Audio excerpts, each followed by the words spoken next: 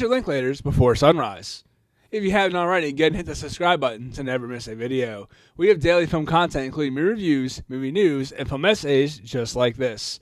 So go and hit the subscribe button to never miss a video. Linklaters Before Sunrise is one of those rare films that feels small on the surface.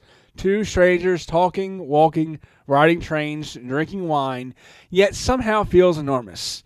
It's a quiet movie that hits with the weight of an entire lifetime, and the magic comes from how much it trusts the simplest things in cinema: conversation, curiosity, and time. A film built on moments. Jesse and Celine meet on train by accident. They don't exchange grand gestures, they don't save each other's lives, nothing that would justify a traditional grand movie romance. Instead, the film builds its entire emotional world on the possibility that one conversation can shift the trajectory of two people. This idea, romance as an accident of timing, gives the film its tension. Every scene is aware of its own expiration. Sunrise isn't just the title, it's a countdown. Their connection is temporary, and the film never lets us forget it. From moments after they meet, Jesse tells her that he's just going to walk around Venice for the night because he doesn't have enough money for a hotel and his train leaves in the morning, and asks her if she would want to walk around the city with him. From the start, everyone, including us, knows this is a one-night thing, and they will most likely never see each other again. It's very clear. He even says this in the synopsis. Now, Linklater uses Vienna like an emotional mirror. The characters don't just walk while they talk. Their movement is the emotion. Wandering the empty streets, floating through cafes, drifting into record stores. These spaces give their relationship room to breathe. The city functions almost as a third character, silently shaping where their thoughts go next. This wandering structure is why the film feels so alive. Nothing is forced. There's no plot machinery pushing them forward. Just two people letting their thoughts spill out in real time. The dialogue feels real and effortless because it's allowed to be messy. Something that takes true skill to do masterfully. The unpolished dialogue really is one of the greatest strengths of the film. And Jesse and Celine talk like people trying to impress each other while also trying to stay honest. Their conversations ramble, jump tracks, contradict themselves.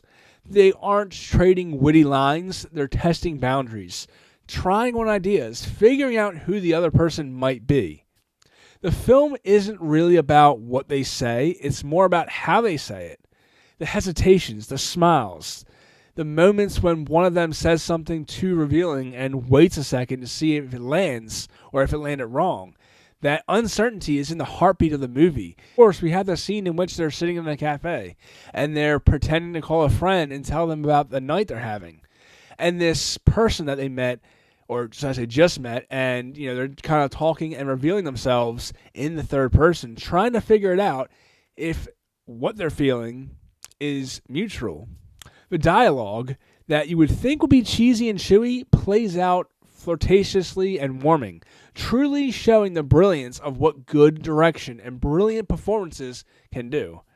Before Sunrise captures a very specific moment in life when you're still young enough to be brave with your feelings, but old enough to know that time is fragile. The film understands at 20-something, you don't fall in love with a person, but with the idea of possibility.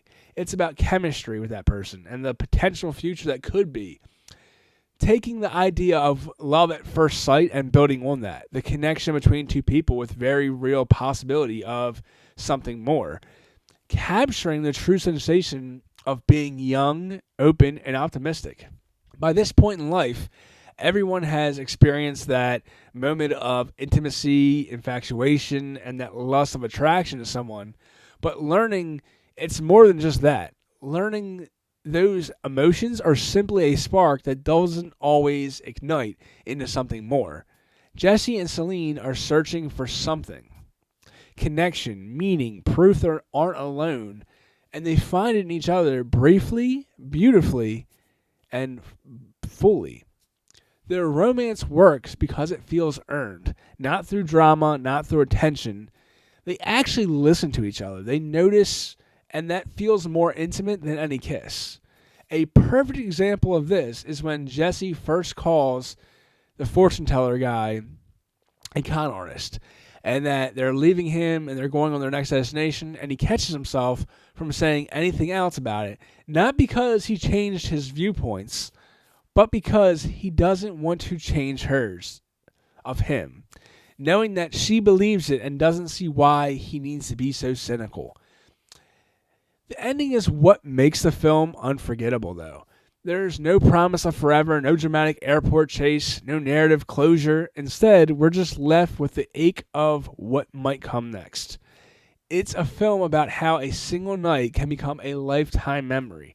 Not because it lasts, because it doesn't.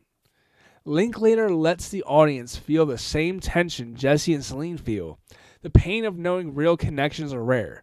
In a world where relationships are now fast, curated, and based on algorithms, Before Sunrise feels radical. It reminds us of a time before the internet took over, showing us the most meaningful moments happened unplanned, unscripted.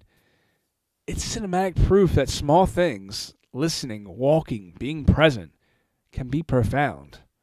The film's simplicity is what makes it great. No speculate, no twist, just two people trying to understand each other before the sun comes up. Two people finding solace in each other's company. That rare and precious moment. One that the older we get, the more we realize how rare and precious those moments and those people really are.